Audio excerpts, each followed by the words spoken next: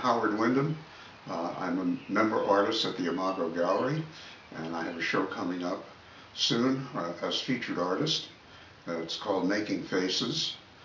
This is the only one I use most of the time, but I make other ones. And I believe fully that everything we do is a self-portrait. What we eat in the morning, the way we get dressed, it's all a self-portrait. So I make faces, and I've been making faces. The ones up here behind me are over the past couple of years. I've been making these pieces. I started with these wood panels and nailing things to it. What really started me was I was looking for something new to do. I went through chemotherapy a couple of years ago, and when I finally felt a little bit better when that was over, I was cleaning out my closet and I found a pair of old boat shoes, and I thought, I can throw these out, they're no good anymore. And I thought, maybe I can do something with them. So I took them out to the studio, and the next thing I knew, I was cutting them up and making faces with them. And I found some of this old wood and started tacking them together. So I had these leather faces, and started adding other things to it, bottle caps for eyes and odds and ends. And I've always been a collector of nonsense. And so using some of that stuff and other things that I found, I started making these characters. This character has not been titled yet. I like to make titles. And it's rusted pieces of metal. The eyebrows are leather. These are the kinds of things you tack on the bottom of chair legs. The nose is a piece of a hacksaw tacked onto a paint stirring stick. The mouth is an old razor blade, a piece of leather from a glove from Job Lot, and a lot of tacks. One of the newer pieces I've been working with is working in 3D. I've always been 2D. And this piece is Stasis Shemaev. It's named for two of my unknown mentors of sorts. One is a Lithuanian artist living in Poland, and the other is a New York designer. And I was looking online, and I saw the New York designer Ivan Shemaev, who does a lot of collage work, had some pieces in the show that looked very much like my smaller wooden pieces, except he had a few that were up on pedestals. And I thought, why not? So this was the first one of these newer pieces that I did.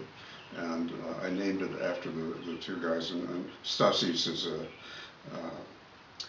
as I say, he's a poster artist in Poland, and he does some strange 3D work as well.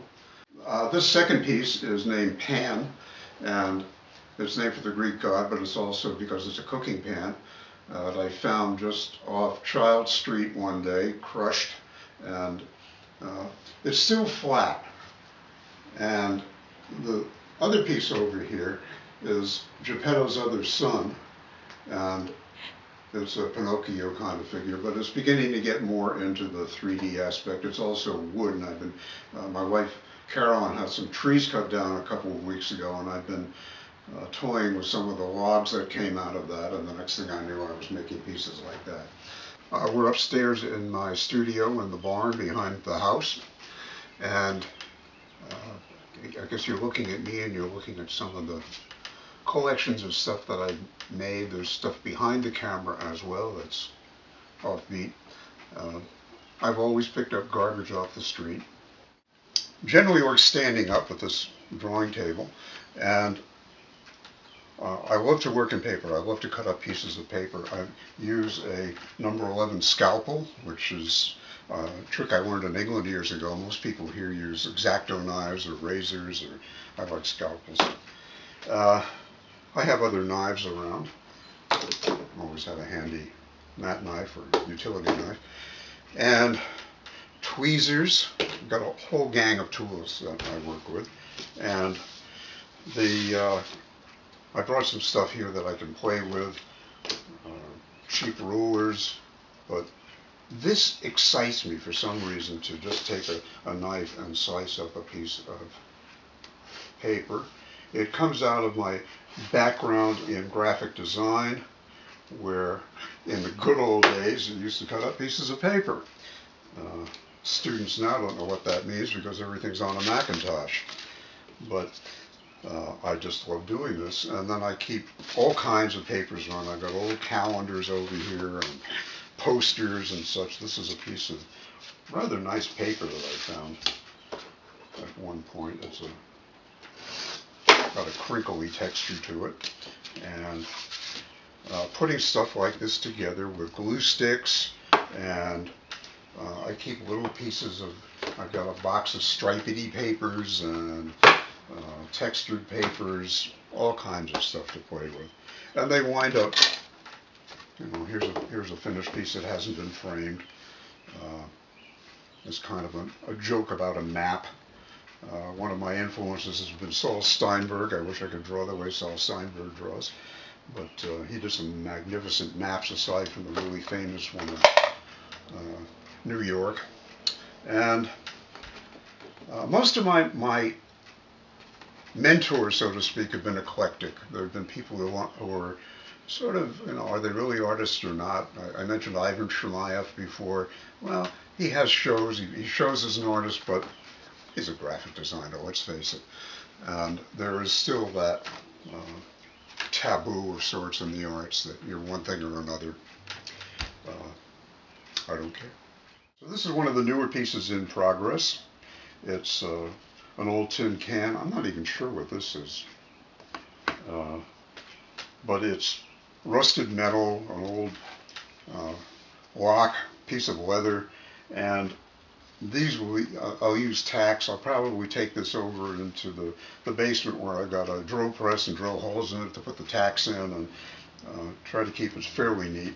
I'm not interested with these pieces in making them absolutely perfect. I kind of like the fact that they're rough and ready.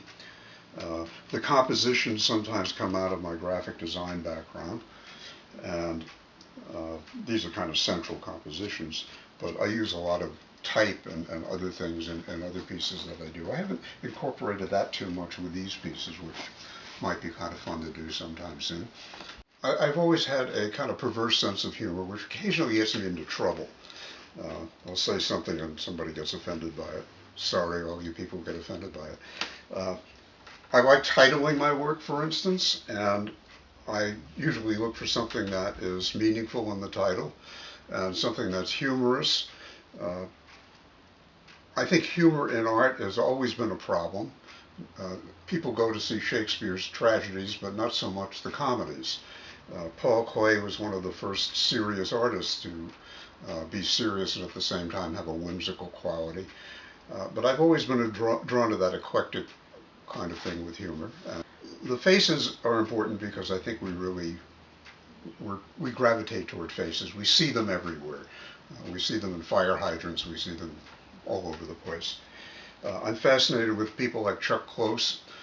I think I have a little bit of his dilemma where he's got an ailment that he doesn't remember faces. If he meets you, he'll forget you the next day. And I'm not comparing myself with Chuck Close. However, you know, he's gone on to make a wonderful career painting faces.